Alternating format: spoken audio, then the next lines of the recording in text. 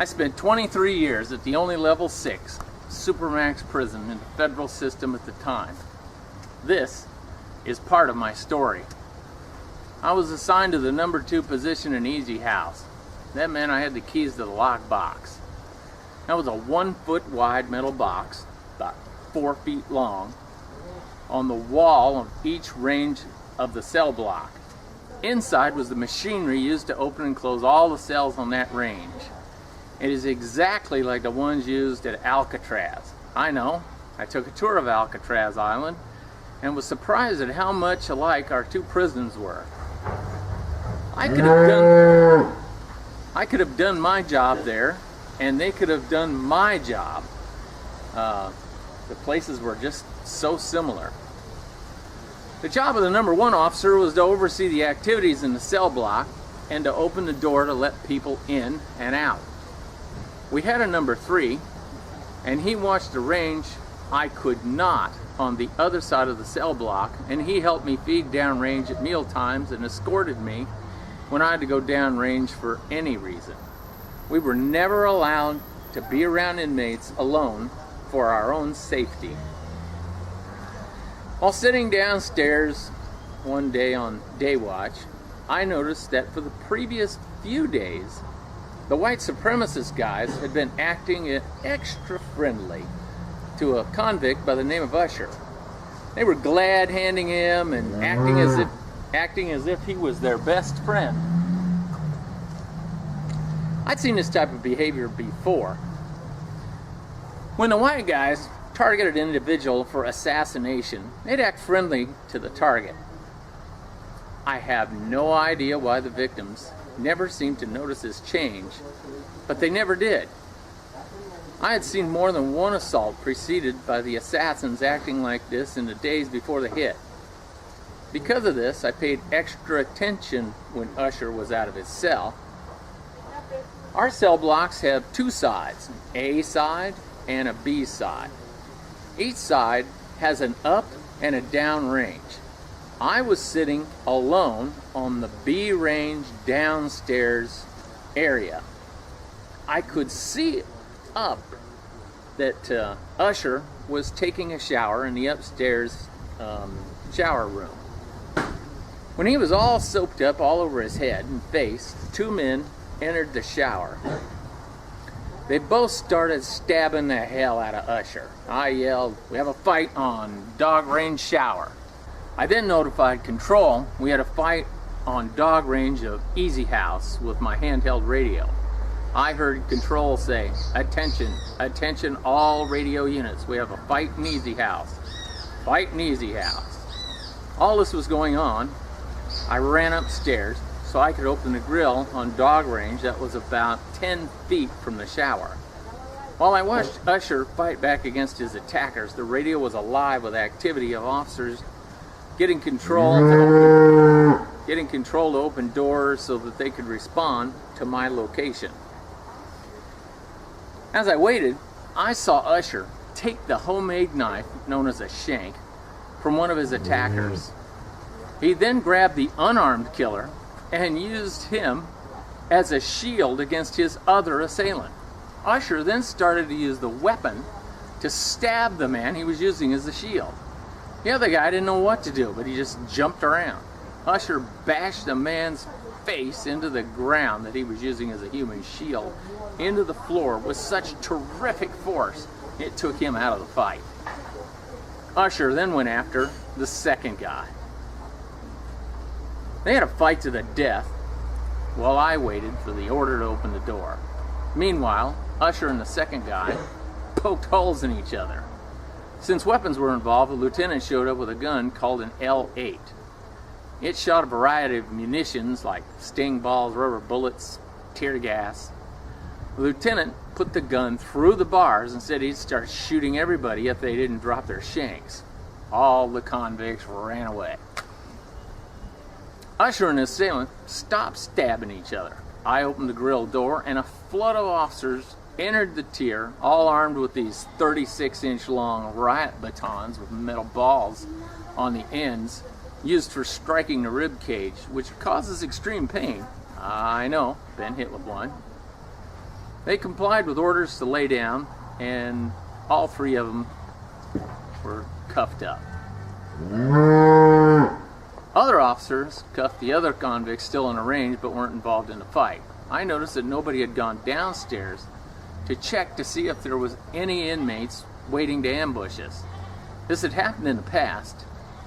The inmates would stage a fight upstairs while others hid downstairs, and when our attention was not on the downstairs, the inmates would run up the stairs and assault the guards in an attempt to take over the cell block.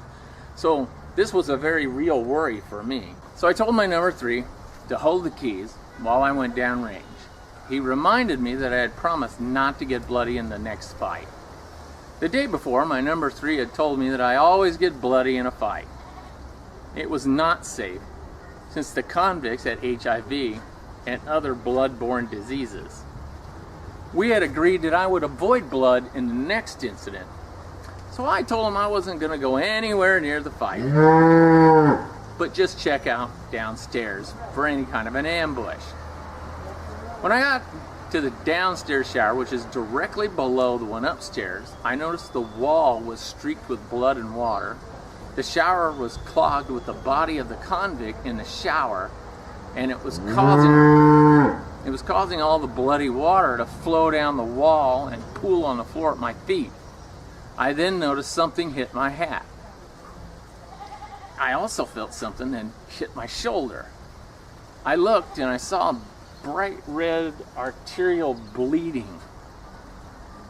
I was a little confused, so I looked up, and I saw to my horror that they dragged Usher out of the shower, and they laid him right there on the grate that was directly above where I was standing, and all those stab wounds were bleeding freely. As I looked up, a big drop of blood hit me right in the face. In seconds, I was soaked in blood. I ran off the range with blood soaking through my shirt, my pants, even my underwear had blood on them. My boots were leaving bloody tracks on the floor since I'd stood in pools of blood. My number 3 was incredulous. He had never seen an uninjured person with so much blood on them. I went to the hospital and stripped off my bloody clothes. Even my socks had blood on them. Only my wallet had no blood on the thing. In the mirror, I saw that my hair was clotted with blood. It streaked my face. Even my back was bloody. I took a very thorough shower after putting all my bloody clothes in the washing machine. I put on a paper jumpsuit and cleaned my boots. After my clothes finished washing and drying, I put on my clothes and finished my shift in the same cell house. By attempting to avoid getting blood on myself, I'd actually gotten as bloody as I ever did or ever would. Want to read a good book about USP Marion? Best one I ever read was by Dr. Marla Patterson, and it's called As I Live and Breathe. It's available at Amazon or Barnes & Noble. Right about here, I think I should mention that this is the story of my bloodiest day. This was not an unusual thing to happen. The reason they had the washer and dryer with a box of paper jumpsuits was because this happened all the time to the guards. What happened to me that day was just a razor nick compared to what happened to others. The old guard told me the stories about when the thugs used a man's head like a bowling ball and smeared so much blood on the range that it covered the floor, made it so slippery that when the officers ran around the corner, they skidded along until they hit the wall. Like fell in the blood, slid into the wall. The inmate once pulled a shank out of his throat in front of an officer, and it sprayed his eyes and mouth with the convict's blood. My point is, no matter how horrific this story may sound, it is only what happened to me. I was just an unremarkable employee. I was not ever a supervisor or on any special team. I never did anything out of the ordinary for USP Marion. When I was hired on, I was the second smallest man working there. Most of the women were bigger than me. For my first 10 years, I was never chosen to be part of a forced cell team move. I survived 3 full-scale prison riots. 2 of them were at Marion. That was also nothing remarkable for that time and place. It's too bad that those at Marion who had remarkable jobs and experiences won't talk. My story would pale in comparison to the experiences of the SORT team or DCT team member. SORT is Special Operations and Response Team, and DCT stands for Disturbance Control Team. These people had a lot more experience with inmates who were being transferred or escorted in high-risk situations like needing an emergency operation, at the local hospital. Only once did I witness an inmate being operated on. Some of these men did it as a routine. They responded to disturbances and riots not only at my prison, but at other prisons. They had a part in the LA riots during the Rodney King incident, or was extra security measures taken when Timothy McVeigh was executed.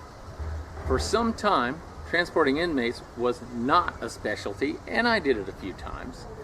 Later, the BOP decided they had to have specially trained officers to perform this duty. I applied for and was never accepted to be a part of one of these escort teams. You see, at the time there was a cabal of men I call the Golden Boys, and if you were an out-of-state hire like I was, you were never going to be a Golden Boy. Most promotions, awards, overtime, choice posts, and people appointed to special teams were chosen from the Golden Boy group. Even if you were not in this specially chosen group, they couldn't prevent anybody from applying. I did get to shoot the machine gun they carry a few times as part of the selection process. I knew I wouldn't make the team, but I enjoyed shooting a fully auto M16 for free. I think shooting a machine gun is a lot of fun. I volunteered to carry an M60 when I was in the Army, even though I knew it was a much heavier weapon than the M16, because I think it's worth the extra effort just to get to shoot it. The range captain at the prison was my pal, and he let me shoot up the 800 rounds they allotted for training the day it was raining so hard everybody else didn't want to shoot. So I got to shoot up about $500 worth of ammo. Thanks, buddy. If you've enjoyed this video, hit the like button down there, will you? And it won't kill you to subscribe, I promise. People have been asking me to put a little personal thing at the end of some of these videos. Okay, life in the third world. My wife goes down to pick up some stuff that we had shipped from the United States, and she has to go down and clear it with the shipping company and the customs here. And one of the customs agent, a employee of their government, tried to go to France. And why that affects us at all is that from here you can't go directly to France. You have to change planes in the United States. To do that, you have to have a visa. The Americans have to let you into the United States to change planes. Well, apparently, unlike in the past, the United States government is now starting to investigate the people who get these type of visas, and they looked at her Facebook. And on her Facebook, she's a supporter of terrorism. She likes Hezbollah and their stated goals of the destruction of the United States and Israel. And the American embassy, she was told, don't even bother to come back. You will never receive a visa to come to the United States for any reason ever. And I thought, wow. That's the government employees from here.